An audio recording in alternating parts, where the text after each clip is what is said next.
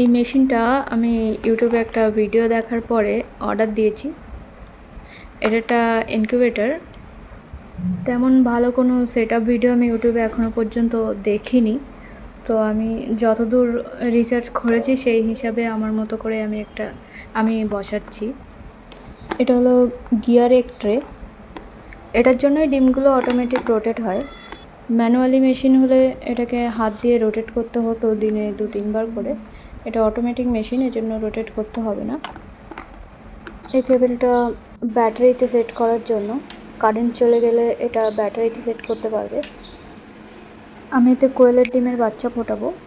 তোমরা দেখতে পাবে যে এটা ঠিকঠাক কাজ করেছে কিনা মেশিনটা। একটা ইউজার ম্যানুয়াল ওরা দিয়েছে, এর থেকে যতটা বুঝেছি সেই হিসাবে করছি। অটোমেটিক রিজার্ভার আর ওয়াটার ফিলিং পাইপ আছে, তো এটাকেই প্রথমে সেট করে নিই। এটা একটা মিনি ইনকিউবেটর। আমি এটাতে কোয়েলের ডিম বসাবো এবং সে ডিম থেকে বাচ্চা ফুটে বেরোলো কিনা সেটা পুরোটাই দেখাবো। প্রথমে ব্যাটারি কেবল দেখিয়েছি, এবারে কারেন্টের সেটআপের জন্য এই কেবলটা, যেটা আমি কারেন্টেই ইউজ করব। এই কেবলের জন্য একটু বড় প্লাগওয়ালা বোর্ড লাগবে, যেরকম ইন্ডাকশানের এখন যে কেবলগুলো আছে ওর মতো। আগের যেই বোর্ডগুলো থাকতো 3 প্লাগওয়ালা, ওগুলো একটু ছোটও থাকতো, এটা অনেকটা বড় আছে। তো তোমরা যদি ইউজ করতে চাও নতুন বোর্ড লাগাতে হতে পারে, কারণ উপরের ডিসপ্লেতে সব আছে। উপরে কারেন্টের কেবলের অপশান আছে এক সাইডে, আর এক সাইডে ব্যাটারি কেবলের অপশান আছে। এটা হলো মেশিনের ভেতরটা। দেখো এখানে এক সাইডে মোটর লাগানো আছে, ওই মোটরের জায়গাটা আলাদা আছে, সেটাই জাস্ট সমানে সমানে এই জায়গাটা বসাতে হবে, দেখতেই পাচ্ছ। ওই জন্যই যে ট্রেটা আছে ওটা ঘুরবে। এখানে অটোমেটিক্যালি টেম্পারেচার কন্ট্রোল হয়ে যাবে, নয়তো টেম্পারেচার সেট করতেও পারো। এই ট্রেটা ঘুরছে কিনা সেটা দেখার জন্য আমি প্লাস অপশানে প্রেস করছি। এখানে ট্যাপ করলে এই ট্রেটা ঘুরবে। এটা ম্যানুয়ালি, কিন্তু এটা অটোমেটিক মেশিন, তাই করতে হবে না তোমাকে। এটা অটোমেটিক্যালি 2 ঘন্টা পরে রোটেট হয়ে যাবে। এটা জাস্ট ঘুরছে কিনা দেখার জন্য। আমার কাছে যে কোয়েল পাখিগুলো আছে তাদের ডিমগুলো বসিয়ে আমি দেখাবো। এটা 8টা ডিমের খোপওয়ালা আছে এটা। তবে কোয়েলের ডিম এখানে 2টো করে দিতে পারো, সেক্ষেত্রে এখানে 16টা চলে যাবে।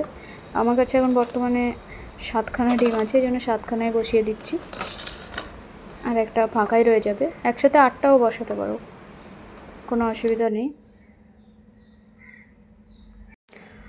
মুরগি, পোলট্রি এসবের যেগুলো বড় ডিম, সেগুলোর ক্ষেত্রে এখানে 8টা ডিমই বসানো যাবে। তবে কোয়েলের ডিম যেহেতু ছোট হয় সেহেতু 2টো করে বসানো যাবে। ওয়াটার ফিলিংয়ের যে সিস্টেমটা ছিল অটোমেটিক, এটা তো আমি ওই জন্য কোল্ড ড্রিঙ্কসের বোতলগুলো এখানে ভালো যায়, তো আমি 2টো বোতল নিয়ে নিয়েছি। এই বোতলের মুখে ঢাকা দেওয়ার জন্য এই সাদা ঢাকাটা বোতলের মুখে দিতেও পারো, নাও দিতে পারো, কোনো অসুবিধা নেই। এটা সম্ভবত জলের ফ্লোটা ঠিক রাখার জন্য, সমানভাবে জল যাওয়ার জন্য রাখে হয়তো, বা নয়তো ডিরেক্টও দেওয়া যায় বোতল এই স্ট্যান্ডের উপরে। তো আমি ওটা দিলাম, সাথে এসেছিলো বলে। সাথে আরও কিছু জিনিস দিয়েছে, যেমন একটা টর্চ দিয়েছে ডিমগুলোকে চেক করার জন্য। উপরে এলইডি লাইট আছে যদিও বা, তবে এই লাইটটা লাগলে এটাও ইউজ করতে পারো। ব্যাটারি আমাকেই কিনতে হয়েছে, এর মধ্যে 3টে সরু সরু পেন্সিল ব্যাটারি লাগে। আর এই বোতলটা দিয়েছে ডিমে জল স্প্রে করার জন্য, এটা পরবর্তীতে লাগবে ডিমের খোসাটা নরম করার জন্য। আর এটা দিয়েছে সম্ভবত একটু সামান্য বড় বোতলের জন্য, যদি ডিরেক্ট স্ট্যান্ড না হয় তো এটা অ্যাড করে তারপর স্ট্যান্ড করার জন্য। দেখো এখানে ডিসপ্লেতে দেখতেই পেয়ে যাবে কত টেম্পারেচার আছে না আছে। এটা অটোমেটিক্যালি টেম্পারেচার ঠিক হয়ে যাবে। এখানে এলইডি অপশান আছে, টর্চ অপশান আছে। এখান থেকেও ডিমগুলো চেক করতে পারবে, ওরা আলাদা টর্চও দিয়েছে তাছাড়াও।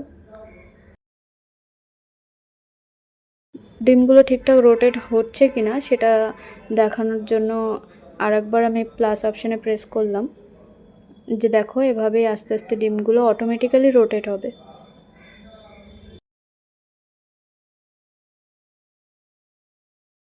যে বাল্বের যে অপশানটা আছে এখানে প্রেস করলেই এই লাইটটা জ্বলবে। এখানে এই যে ট্রের সাইডে একদম জায়গা আছে, এখান দিয়েই জলটা আর কি ট্রের সাইডে থাকে। আর এই বোতলগুলো একদম সমানে রাখতে হবে, উঁচু নিচু করলে হবে না, তাহলে জলটা ঠিকঠাক ভেতরে যাবে না। আর এই ডিমগুলো ফুটে বাচ্চা বেরোলো কি না সেটা দেখার জন্য 18 দিন অপেক্ষা করো।